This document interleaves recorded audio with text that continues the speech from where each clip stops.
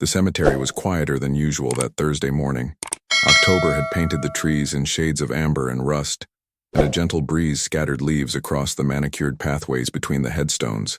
I had been coming here every week for 3 years now, always on Thursday mornings when the world seemed slower, more forgiving.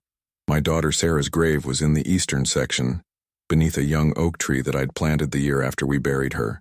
She would have been 26 now. Sometimes I tried to imagine what she'd look like, how her voice might have deepened with maturity, whether she'd have pursued that dream of becoming a veterinarian. But those thoughts were painful in a different way than the sharp grief of her loss, so I mostly just sat with the silence and talked to her about small things. That particular morning I noticed him from a distance, a figure hunched over Sarah's grave, shoulders shaking with what I immediately recognized as the physical manifestation of profound sorrow. My first reaction was confusion, then a flash of territorial protectiveness. This was my space, my grief, my daughter. Who was this stranger intruding on our private communion? As I approached, I could see he was an older man, perhaps in his 70s, wearing clothes that had seen better days. His jacket was threadbare at the elbows, his shoes worn and patched. His gray hair was unkempt and his weathered hands trembled as they rested on the top of Sarah's headstone. He was crying quietly, the kind of deep, soul-wrenching sobs that come from a place beyond simple sadness. "Excuse me," I said, my voice sharper than I intended. "Can I help you with something?" He startled, turning to face me with red-rimmed eyes full of such pain that I instinctively took a step back. For a moment we just stared at each other, two people bound by grief in ways I didn't yet understand. "I'm so sorry," he stammered, wiping his face with a sleeve. "I didn't mean to disturb anything. I'll go." But something in his expression stopped me from simply watching him leave. There was recognition there and reverence and something that looked almost like guilt. "Wait," I said, softer now. "Did you know my daughter, Sarah?" He froze and a fresh wave of tears spilled down his weathered cheeks. "I did," he whispered, though she never knew who I really was. I felt my heart begin to pound. In the 3 years since Sarah's death, I thought I had encountered everyone who had been touched by her brief, bright life. The funeral had been packed with friends, classmates, teachers, neighbors, but this man was a stranger to me. "I think you'd better explain," I said, gesturing to the small bench nearby that I often sat on during my visits. He nodded slowly, and we both sat down.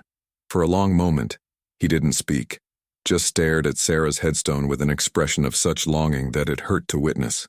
"My name is Thomas," he finally began, his voice rough with emotion, "and I've been coming here every Thursday for 3 years, always early enough that I'd be gone before you arrived. I recognized your car from the obituary pictures, you see. I knew what time you usually came. A chill ran through me that had nothing to do with the October air. You've been visiting my daughter's grave for 3 years? Why? How did you even know her?" Thomas took a shaky breath. "I didn't know her, not really. We only met once for maybe 10 minutes. But that 10 minutes saved my life, and I've spent every day since wishing I could have saved hers." The story he told me came out slowly, painfully, like fragments of broken glass being extracted from a wound. 3 years ago, Thomas had been living on the streets. He'd lost everything in a cascade of misfortune that began with a factory closure, progressed through a failed business venture, and culminated in the death of his wife from cancer. The medical bills had consumed what little savings they had. With no family to turn to and too proud to ask for help, Thomas had ended up homeless, sleeping in shelters when he could get a bed, under bridges when he couldn't. "I had given up," he said quietly. "Completely given up. I had it all planned out. There's a bridge, the old railway crossing on the north side of town. I was going to jump. It was a Thursday morning, early, just like this one." I listened in stunned silence as he continued. "I was walking there and I passed by the veterinary clinic where your daughter volunteered. It was early before they opened, but Sarah was there. She was always there early, I learned later. She saw me through the window and something must have told her I needed help. She came outside." Thomas's voice broke, and he had to pause to collect himself. "She came outside in the cold, this beautiful young woman with the kindest eyes I'd ever seen, and she asked me if I was okay. Not in that way people usually ask the homeless, you know, where they're already backing away. She really asked, like my answer mattered, like I mattered. I felt tears beginning to form in my own eyes. This sounded exactly like Sarah. Even as a child, She had possessed an almost supernatural empathy, an ability to see suffering and move toward it rather than away. I don't know why I told her, Thomas continued, but I did. I told her everything, that I was on my way to end it all, that I couldn't see any other way forward. And do you know what she did? I shook my head, unable to speak. She sat down right there on the curb with me, in her nice clothes, and she cried. She cried for me, a stranger. Then she said something I'll never forget. She said, "Your story isn't finished yet. I don't know what the next chapters hold, but they can't be written if you're not here to write them." And then she helped me up, walked me to a crisis center 6 blocks away, waited with me until a counselor could see me, and gave me every dollar she had in her wallet. $73. I still remember the exact amount. Thomas pulled out his worn wallet and showed me 3 $20 bills, a 10 and 3 ones, carefully preserved in a plastic sleeve. "I never spent it," he said. It felt sacred somehow. She made me promise I'd use it to start rebuilding, so I got it changed for new bills and kept them. They remind me that I matter, that someone saw me when I was invisible to everyone else. "What happened after that?" I asked, my voice barely a whisper. "I got into a program. It took time, but I got clean, got my head straight. I started working odd jobs, saved every penny. 6 months after meeting Sarah, I had enough for a small room in a boarding house. A year later, I was working full-time as a custodian at an elementary school. Nothing fancy, but it was honest work. And it was mine." He paused, looking down at his hands. "I wanted to thank her. I went back to the clinic a few months after our first meeting, but they told me she only volunteered there during summer break from college.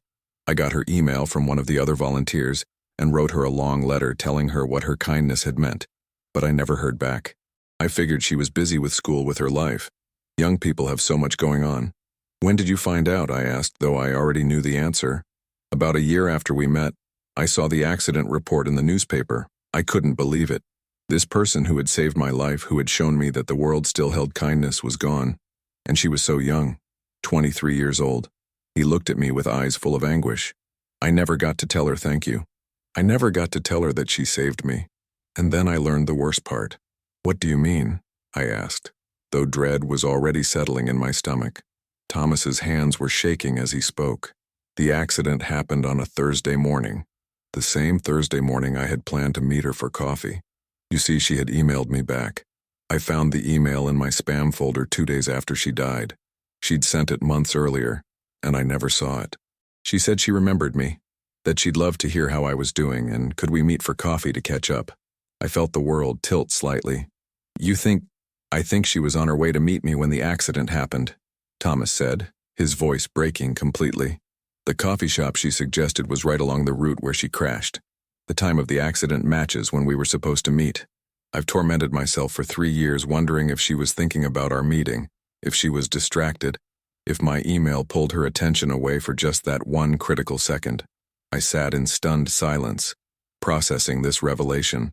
Sarah's accident had been ruled just that, an accident, a moment of inattention, a wet road, a tragic collision with a tree.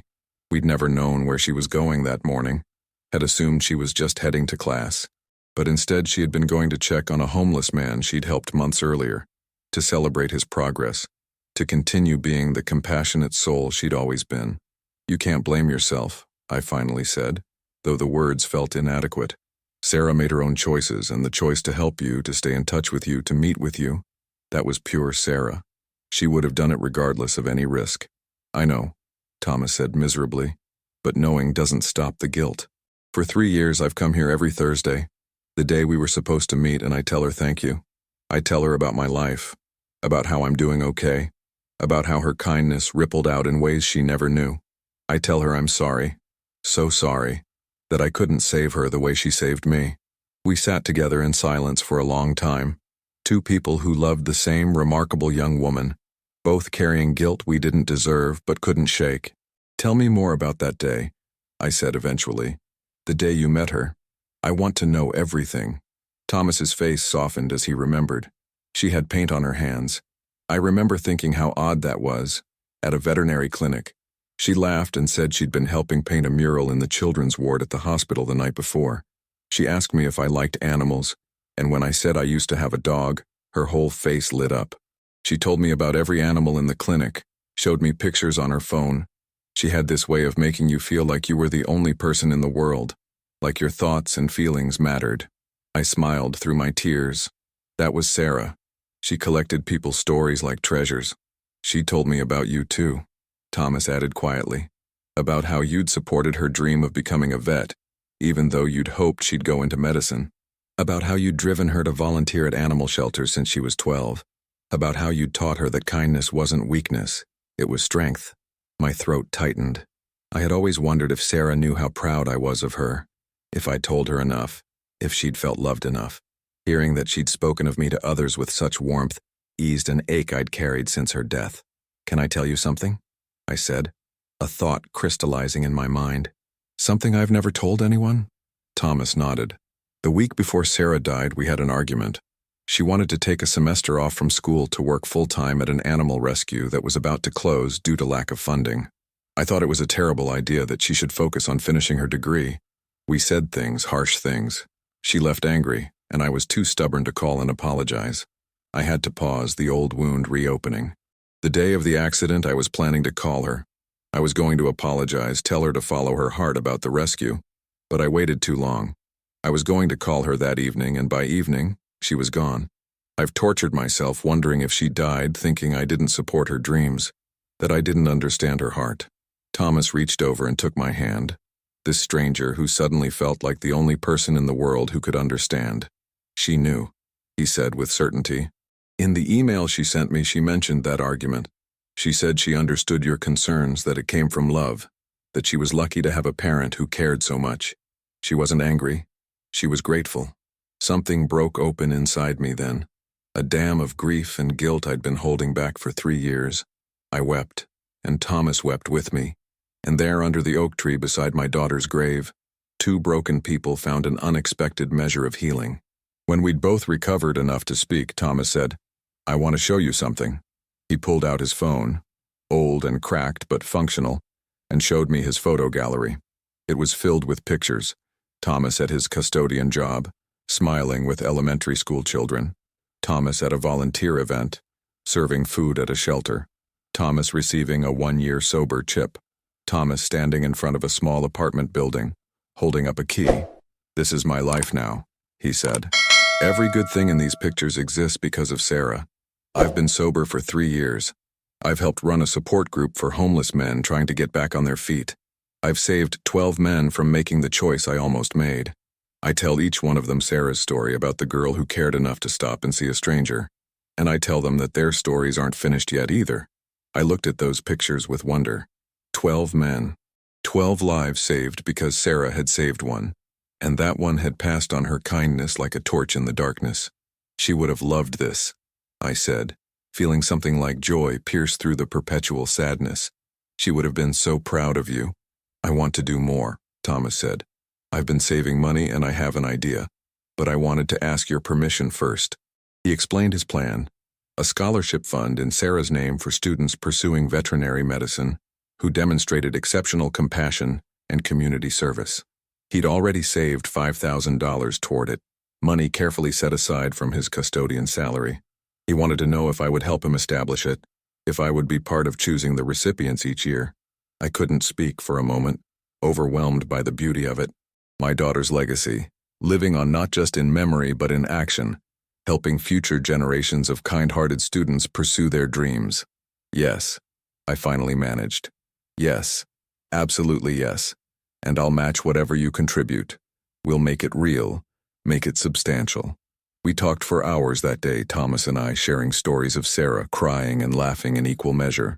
I learned that he'd taught himself about veterinary medicine in his spare time, reading every book he could find, because it made him feel closer to the girl who'd saved him. I learned that he kept a journal where he wrote letters to Sarah, telling her about his progress, his struggles, his gratitude. As the sun began to set and the cemetery prepared to close, we made a pact. We would meet here every Thursday, both of us, at Sarah's grave. We would no longer hide from each other, but would share our grief and our healing. We would work together on the scholarship fund, and we would make sure that Sarah's story of compassion lived on. Before we parted that day, Thomas said one more thing. "I need you to know something. That morning, the morning she died, I believe she was happy. She was going to meet someone she'd helped, to celebrate their success. That was who Sarah was. She found joy in other people's healing. So yes, maybe she was on her way to see me, but she was going towards something that would have made her heart sing. That's not a bad last journey. He was right, I realized. Sarah had died doing what she loved most, showing up for someone who needed her, extending kindness, making someone feel seen and valued. There was tragedy in her loss, but there was also something fitting about how her final act was one of compassion. Over the following months, Thomas became like family. We established the Sarah Mitchell Memorial Scholarship, and the first recipient was a young woman who spent her weekends volunteering at shelters for both animals and people. At the award ceremony, Thomas told Sarah's story, and there wasn't a dry eye in the room. 3 years later, the scholarship has helped 15 students. Thomas is still sober, still working at the school, still running his support group. He's helped save 37 men and women from the brink of despair, each one a ripple extending outward from Sarah's single act of kindness. I still visit Sarah's grave every Thursday, but now I'm not alone. Thomas and I sit together, talk about our weeks, share updates on scholarship recipients. Remember Sarah? What began as the worst moment of confronting a stranger at my daughter's grave has become one of the most healing relationships of my life. Sometimes I think about that email, the one Thomas almost never saw, the meeting that might have led to Sarah's accident. I could torture myself with what-ifs, with whether things might have been different, but I choose instead to see it differently. Sarah saved Thomas, and in doing so, she saved 37 others. She created a legacy of compassion that will touch hundreds more through her scholarship fund. She brought her mother and a kind stranger together in mutual grief that transformed into mutual purpose. One act of seeing someone, of stopping when others walked past, of caring when she could have been indifferent, created ripples that continue to spread.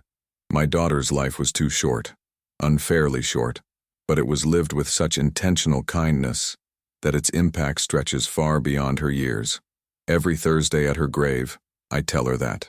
I tell her that her story isn't finished yet, that it continues in every person Thomas helps, in every student we support. In every moment I choose compassion because she showed me its power. The truth Thomas told me did break my heart, but it also, in time, helped heal it in ways I never expected.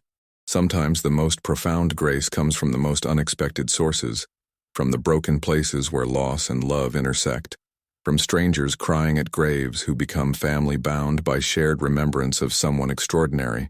Sarah's grave is no longer just a place of sorrow. It's become a place of connection, of purpose, of continuing her work in the world. And every Thursday, two people who loved her in different ways remind each other that kindness never dies.